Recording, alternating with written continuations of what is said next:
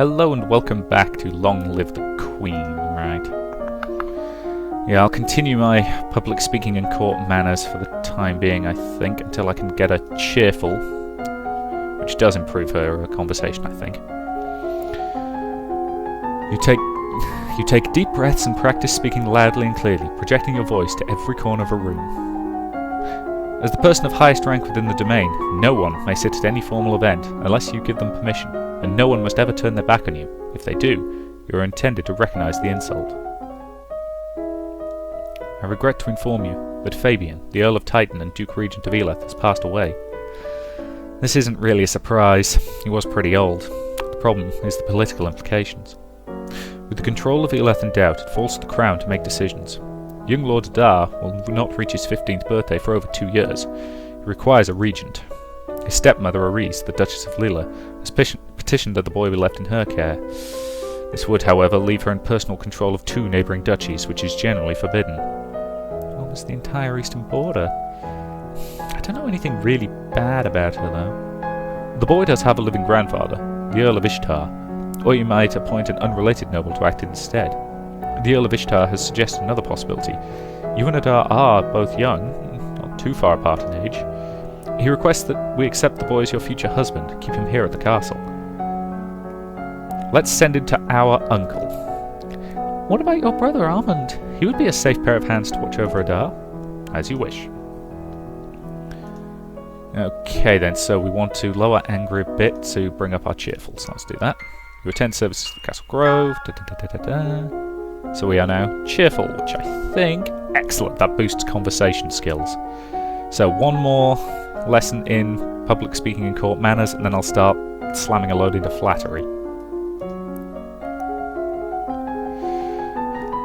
You memorise lists and sonnets, and then recite them for your teacher, and any castle staff you can round up to serve as an audience.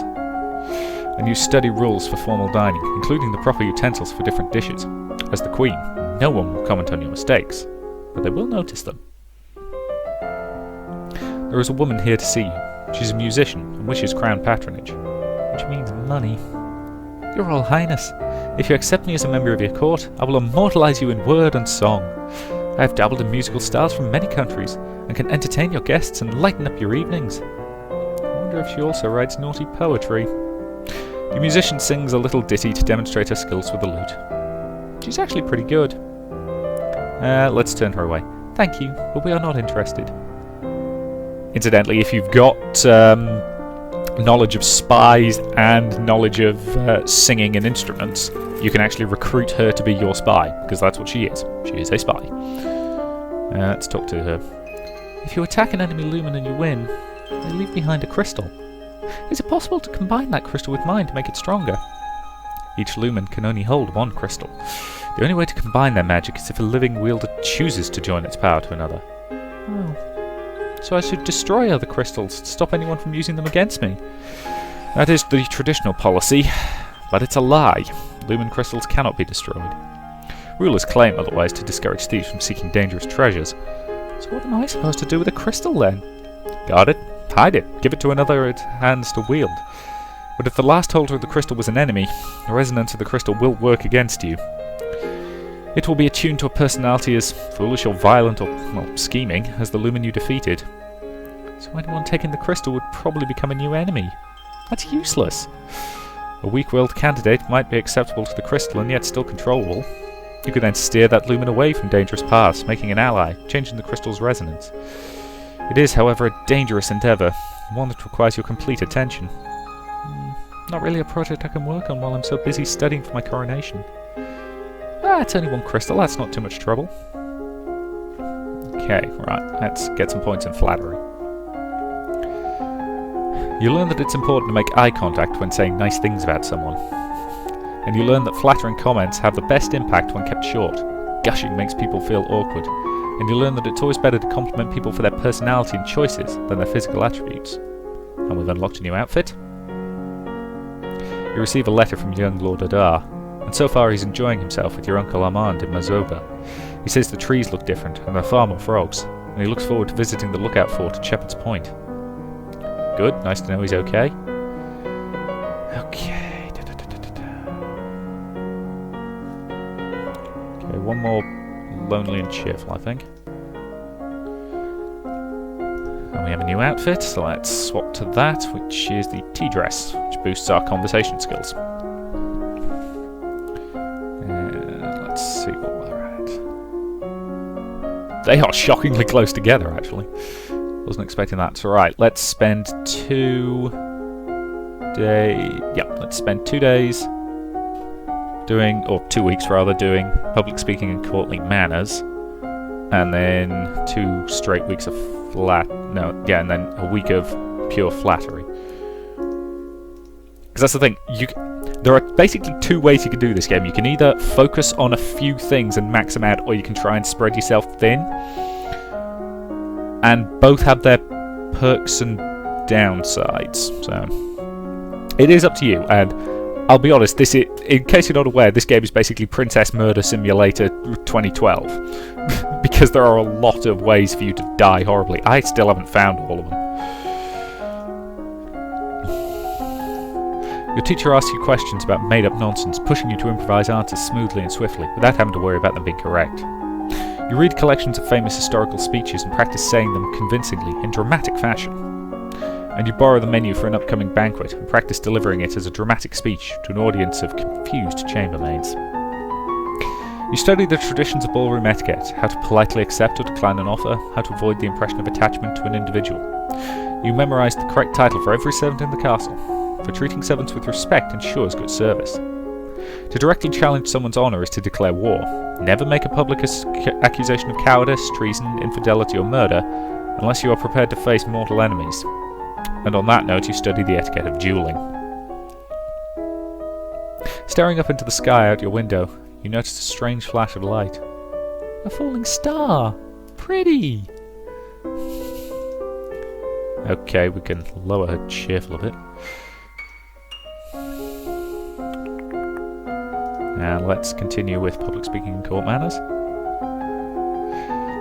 You learn about debate techniques and practice them by trying to convince a castle gardener why a new fountain would be a good idea. Your teacher assigns you to create and memorise a short speech of your own. As a monarch, you are expected to embody the virtues of honesty, bravery and generosity, and you should always offer aid to those in need. However, those you aid personally are expected to give you their utmost loyalty, even unto death.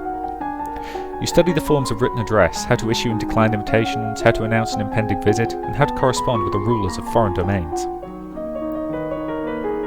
I have unpleasant news to report. Talaris, the Duke of Sedina, has instituted high tariffs and trade restrictions at the Elath border.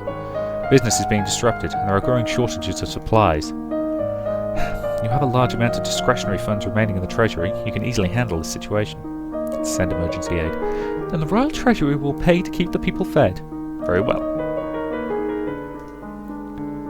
Okay, we can afford to drop another point of cheerful. I'll say keep it balanced, keep it balanced. Okay, I hate it when it gets really close to the top but not quite. Okay, one more week doing public speaking and court manners, and then I'll slam everything into flattery until I can max it out.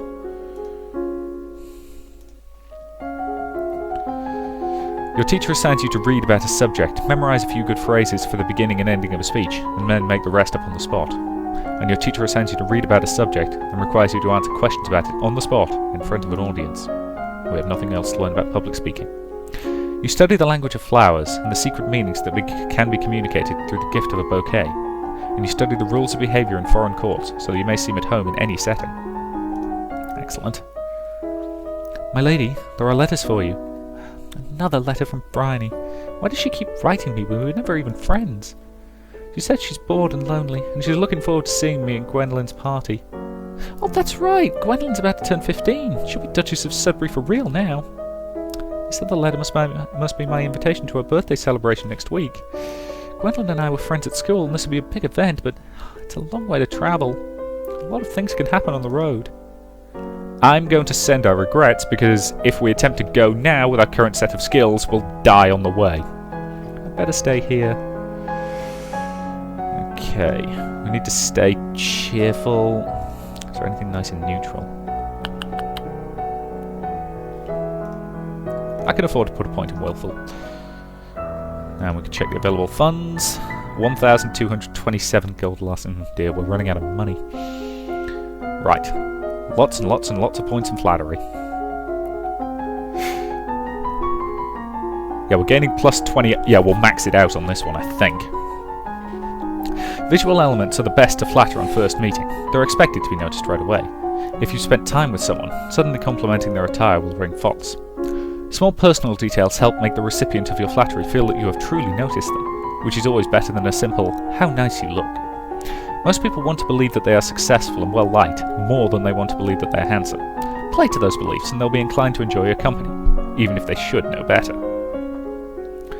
A certain class of dramatic personality believes utterly that they are ugly and unpopular, even if this is untrue. Flattering their appearance will make them pull away and mistrust you. Instead, compliment their intelligence. This tends to be their weakness. Most people want to believe they're special and will react well to hints that they are received in slightly better treatment than others.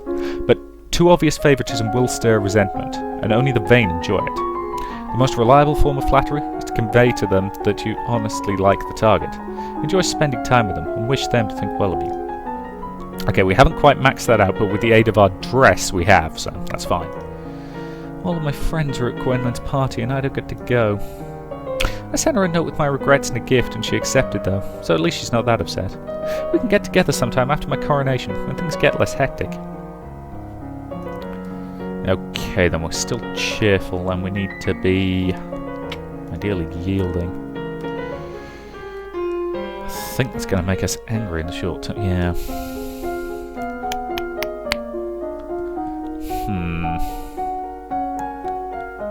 You know, I'm tempted to put some points into our weaponry skills.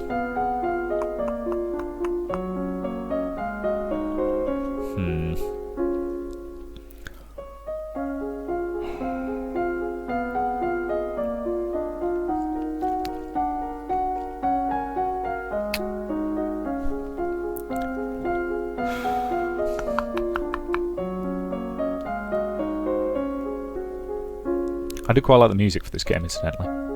Even if it's a little repetitive. Okay.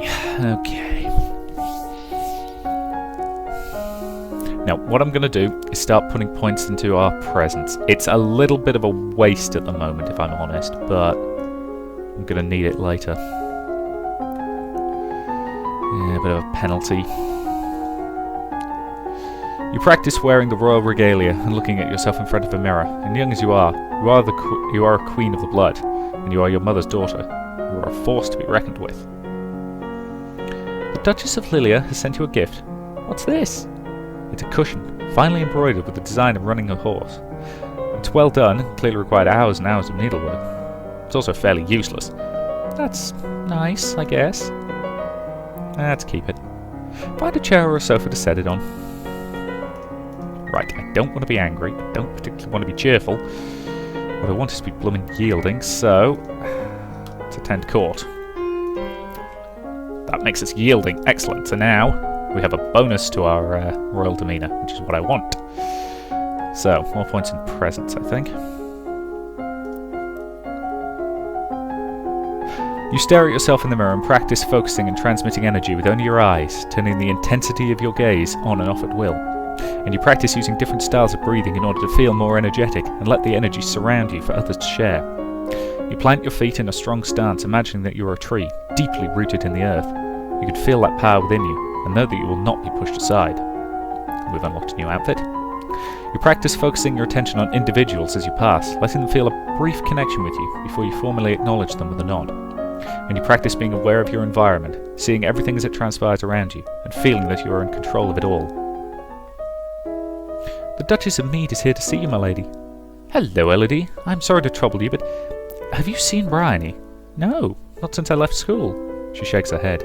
She's gone missing. She's not at school where she should be. I know she was unhappy, but I never expected. She wrote me a letter saying that she was bored and looking for adventure, but that's all I know. Oh dear. I hope she hasn't done anything too foolish. Oh, my poor little lamb. I have to go look for her. Right, that's a pretty good point to end this part, because we're getting a bit close to it. So thank you very much for watching, and I'll see you in the next part.